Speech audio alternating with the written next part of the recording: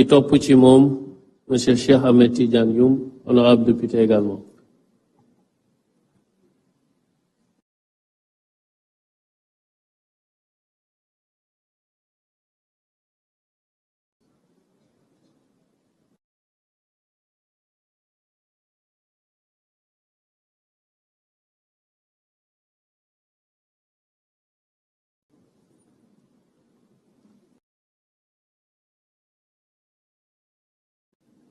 Monsieur le Président de la République, Monsieur le Président de l'Assemblée nationale, Monsieur le Premier ministre, Mesdames et Messieurs, en vos rangs, grades et qualités.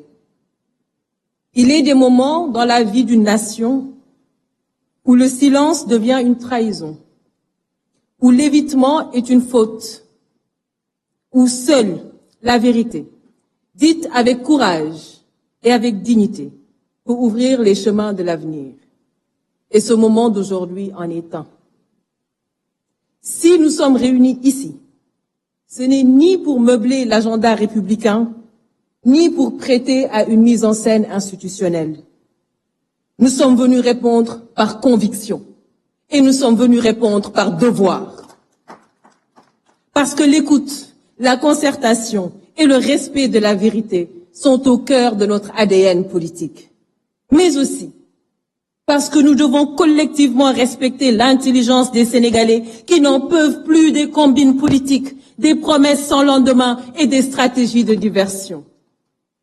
Nous espérons vivement que l'esprit de ce dialogue ne sera pas dévoyé. Monsieur le Président de la République, les Sénégalais, dans leur diversité, se sont mis ensemble pour vous élire avec un score sans ambiguïté. La plus belle manière d'honorer ce choix est de rassembler et de réconcilier le peuple autour de l'essentiel. C'est pourquoi nous attendons de ce dialogue un engagement sincère des autorités à tous les niveaux. Il est temps de changer de ton et d'abandonner les discours agressifs. La parole publique doit retrouver sa dignité. Le débat politique doit être assaini, purgé des injures et des insanités qui n'y ont pas leur place. Chaque parti doit assumer la responsabilité de maîtriser ses militants. À défaut, la justice devra jouer son rôle dans toute sa rigueur. Mais nous appelons à une justice véritablement indépendante, équitable et impartiale. Nous soutenons, Monsieur le Président de la République, sans réserve, le principe de la reddition des comptes. Mais ce principe doit rester un exercice de justice, non un instrument de violence, de vengeance ou un levier de communication politique. Il ne doit pas occulter l'essentiel, la précarité croissante, l'essoufflement économique, la jeunesse en quête d'avenir, les femmes en quête de reconnaissance, la diplomatie en recul, l'insécurité alimentaire, les périls qui menacent notre sécurité intérieure et notre défense. Monsieur le Président de la République, nul ne s'attendait à des miracles au bilan de votre première année de mandat, je vous l'accorde. Mais il est désormais temps de passer à l'action et de faire rayonner à nouveau notre pays au concert des nations. Cela fait 4 longues années que notre pays est prisonnier de tensions politiques qui ont fini de fragiliser les bases de notre économie et détourner l'attention des Sénégalais des vraies priorités. Il faut refermer cette parenthèse douloureuse et lancer des réformes structurelles dans les secteurs vitaux. Éducation, santé, équité sociale, agriculture, élevage et j'en passe, industrie. Je vous propose d'organiser des États généraux pour la relance économique afin de réinventer notre modèle. Je saisis cette tribune pour porter un plaidoyer fort en faveur du secteur privé, formel comme informel. Il est temps de le replacer au cœur des priorités économiques. C'est votre meilleur allié, Monsieur le Président. Mesdames et Messieurs, en abordant les questions de la démocratie, des libertés fondamentales, le processus électoral et les réformes nécessaires, nous tenons là une opportunité précieuse de refonder notre système démocratique sur des bases plus justes, plus solides et plus inclusives. Mais cette refondation sera incomplète si elle ne s'accompagne pas d'un véritable renforcement de la place des femmes dans l'espace politique. Notre sous-représentation dans les sphères de décision est une réelle défaillance démocratique. Une démocratie sans les femmes est une démocratie amputée, Monsieur le Président de la République.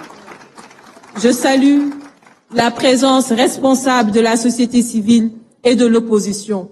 Opposition qui, comme vous pouvez le constater, n'a rien de résiduel. Elle est vivante, elle est consciente, elle est exigeante. Mais cette responsabilité, mes chers collègues de l'opposition, nous oblige. Car le peuple ne pardonnera plus les marchandages obscurs, les postures opportunistes ou les logiques d'appareil. Il y a un temps pour la politique et un temps pour la construction nationale. En fait, le temps de la rupture est arrivé. Et c'est pourquoi nous devons réaffirmer notre engagement exclusif au service du citoyen. J'appelle à un renouveau politique et générationnel, fondé sur la compétence, l'éthique et le courage d'agir. Cela ne nous empêchera jamais de garder notre liberté de ton, ni d'assumer notre rôle de sentinelle vigilante. Je vous remercie de votre aimable attention. Merci, honorable. Il y a le temps de la politique, mais il y a le chrono au dialogue national. Je vous remercie. À présent, on donne la parole, nous disons Kadoubi, M. Cheikh Tidiane Youm, honorable député, qui est top M. Tal Silla.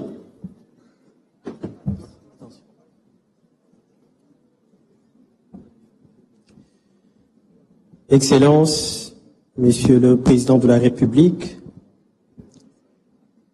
Monsieur le Président de l'Assemblée nationale, Monsieur le Premier ministre, Messieurs les présidents des institutions,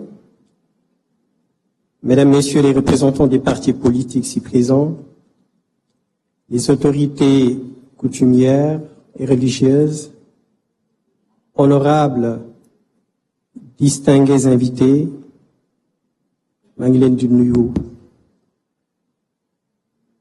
Li ñu fi andi tey comme ni ko sama prédécesseur yi waxee, c'est le président de la République moom moo woote dialogue. Nous, en ce qui nous concerne, le parti de l'unité du rassemblement, avec son président, Seyid Mouhamadou Moustapha Sy, dialogue yi fi jàll bokkuñu ci woon. Nous n'avions pas jugé opportun d'y participer parce que nañu ko tëggee woon nañu ko bëggoon doxale tax na bu bëgguñu ci woon bokk. waaye réew dafay am fu mu tollu ci doxalinam. Et je m'adresse aux politiques. C'est une conviction profonde. dañu war a jël l'intérêt général ñu jiital ko.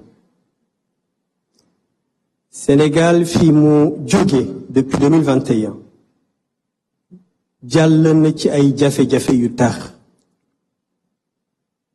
Les Sénégalais sont fatigués. Nos concitoyens sont meurtris. du ma ne lépp c'est à cause des politiques, mais une grande partie. Au vu de ce contexte, au vu de ce passage, les politiques ne doivent pas faire l'économie de se poser pour dialoguer. Le dialogue, c'est une reconnaissance que la vérité n'est pas monolithique, qu'elle peut se